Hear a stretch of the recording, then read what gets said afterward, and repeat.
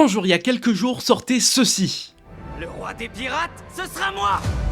Le trailer pour l'adaptation live action de One Piece, l'un des mangas les plus populaires mais également le plus vendu de l'histoire, juste devant un certain Dragon Ball qui lui aussi a eu droit à son adaptation en live action, sauf que ça a été moins sympa puisqu'il s'agit du catastrophique Dragon Ball Evolution. Il y a eu beaucoup de réactions à ce trailer, certaines positives et d'autres plus hostiles, présentant beaucoup de méfiance et même de haine envers ce projet. Et outre la qualité du trailer, ça résulte d'une chose, c'est qu'on a eu l'habitude de voir ce que donnait des mangas quand on les amenait dans des productions en prise de vue réelle, et le résultat est plutôt décevant en général. Mine de rien, on réussit à adapter des comics, des bandes dessinées françaises ou belges, des romans, même des musiques, et on réussit à en faire de très bons films ou séries.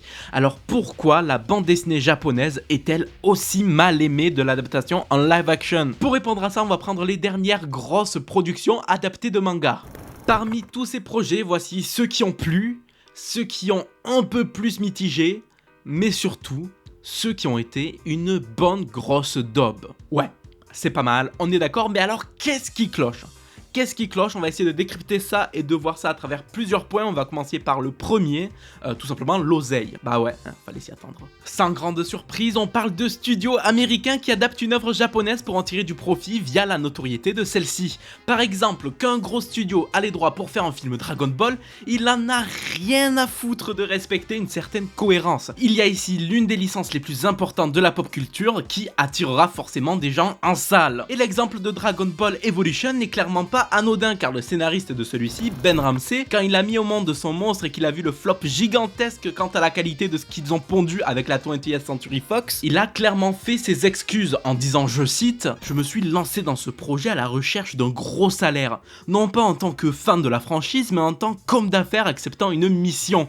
J'ai appris que lorsqu'on se lance dans un projet créatif sans passion, on en sort avec des résultats sous-optimaux et parfois carrément nuls. » Et ouais, c'est le cas de le dire, car en plus de bafouer l'œuvre et d'emmerder les fans, ils ne prennent pas en compte les raisons de qu'est-ce qui fait que c'est si difficile à adapter pour justement éviter de faire des erreurs. Alors toi, jeune producteur, scénariste et ou réalisateur de gros blockbusters qui souhaite se faire des thunes en exploitant des licences japonaises connues, je te conseille d'ouvrir grand tes oreilles pour la suite. Comment parler manga sans penser culture japonaise? Une culture marquée mais surtout différente des cultures occidentales. Et ignorer l'impact de la culture japonaise dans un manga, c'est ignorer une partie intégrante de l'œuvre que tu veux adapter, et tu perds ainsi toute une façon de faire et ce qui fait du manga un format si unique et populaire. Mais malheureusement, encore un exemple qu'on a pu voir dans certaines adaptations qui comme par hasard se sont plantées, c'est le fait d'être en mode OSEF, on s'approprie tout ça et on va d'ailleurs en profiter pour faire du bon gros whitewashing. Ça aussi, forcément, gros point noir qui nous rapporte au sujet même de la représentation au cinéma. On ne le répétera jamais assez, mais c'est quelque chose d'hyper important, la représentation au cinéma. Donc, pourquoi rendre blanc des personnages japonais? Pourquoi? Comme Cyprien il faisait. Ça a été fait par exemple dans le très mauvais Death Note de 2017, où à la base on a Light Yagami, un personnage qui est originaire de Tokyo, et Ryuk qui est un dieu de la mort tiré des Shinigami, qui sont dans la culture japonaise des personnifications de la mort pouvant prendre plusieurs formes. Chez Netflix, ils se sont dit venez, et si on chiait allègrement à la gueule de ça et qu'on faisait que toute l'action se déroule en fait aux États-Unis et que Light est au final caucasien. Je croyais avoir tout vu.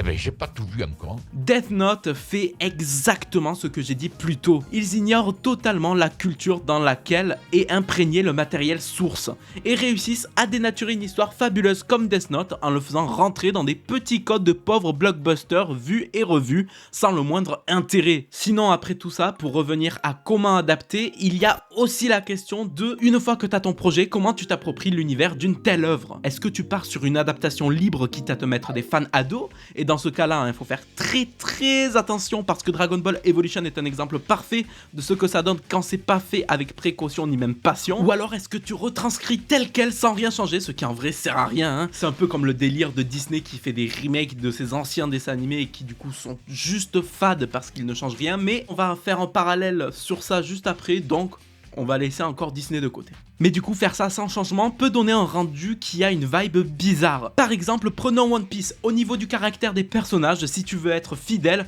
il va falloir aller dans l'exagération, notamment pour le caractère goofy de Luffy. Alors c'est pas dérangeant quand il s'agit d'un animé ou d'un manga parce que tu as l'esprit cartoonesque, et c'est en animation donc ça choque moins, mais dans le contexte d'un portage dans un monde se voulant un peu plus proche du nôtre par rapport au fait que ce soit du live action, il va soit te falloir une justesse irréprochable dans le jeu, et encore pas sûr que sans ajustement ce soit pas ridicule, soit réussir à réécrire ton personnage pour qu'il soit un peu différent tout en gardant son fond de base, mais quoi qu'il arrive, c'est toujours casse-gueule et ça peut être mal reçu par les fans. C'est là où on voit la problématique d'adapter tel quel un personnage de bande dessinée japonaise, ou même plus globalement tout son univers. Le côté dessin extravagant est ce qui fait l'identité et l'esthétique même du format et des espaces dans lesquels ils évoluent. Et d'ailleurs, je parle de manga, mais c'est aussi le cas pour plein d'autres choses. Regardez par exemple, on va prendre un autre film d'animation sorti il y a pas longtemps qui a été un carton et qui a été loué par toute la critique et toute la presse. C'est Spider-Man Across the Spider-Verse, qui a une animation absolument fabuleuse et une narration visuelle riche et juste immense. Si tu fais ça en live action, tu perds toute la patte du truc. Et évidemment, tu pourras toujours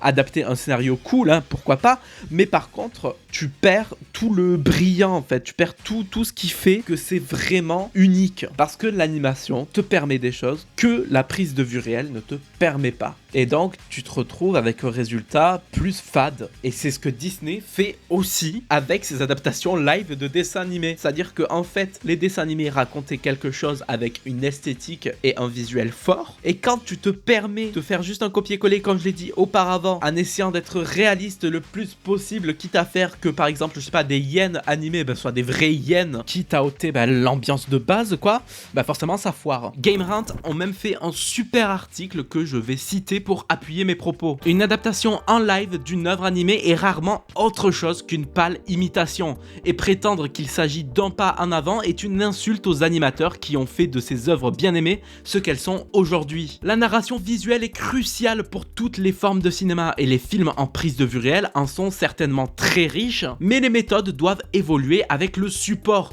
Une production live action est confrontée à des limites, et pas seulement des limites budgétaires auxquelles toute production doit faire face, mais aux limites même du temps, de l'espace et de la biologie. Ces limites n'existent pas lorsque chaque aspect de la production est créé par des artistes. Chaque détail est contrôlé par l'équipe, ce qui signifie que les seules limites sont l'imagination et bien sûr le budget. En fin de compte, la terrible vérité est qu'il y a des choses qu'un créateur peut faire avec un dessin et qu'il ne peut pas faire avec de vrais êtres humains, même avec des images de synthèse. Le débat est alors ouvert. Est-ce que vous pensez qu'on peut parfaitement retranscrire tout le brillant d'un manga en live action ou pas? Pour ma part, dans des productions hollywoodiennes, tant que tout ce que j'ai énoncé tout à l'heure n'est pas pris en compte, c'est un non. En revanche, on peut trouver au Japon de bonnes adaptations qui arrivent à passer outre les difficultés de la différence de médias. Malheureusement, on en entend moins parler que quand une daube inspirée de Dragon Ball sort, parce qu'ils sont moins mis en avant que les grosses productions hollywoodiennes, mais pourtant ça existe, et franchement si le sujet vous plaît, peut-être que je ferai une vidéo pour mettre en lumière ces adaptations dont on n'entend pas parler alors qu'elles le méritent.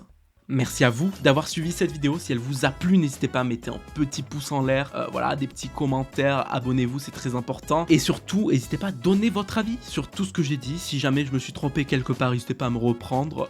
Et voilà quoi. En attendant, si vous voulez tout savoir des projets à venir, vous pouvez me retrouver sur Twitter, sur Instagram. Et moi, j'ai plus qu'à vous dire à bientôt sur Chromique pour de nouvelles chroniques. Ciao!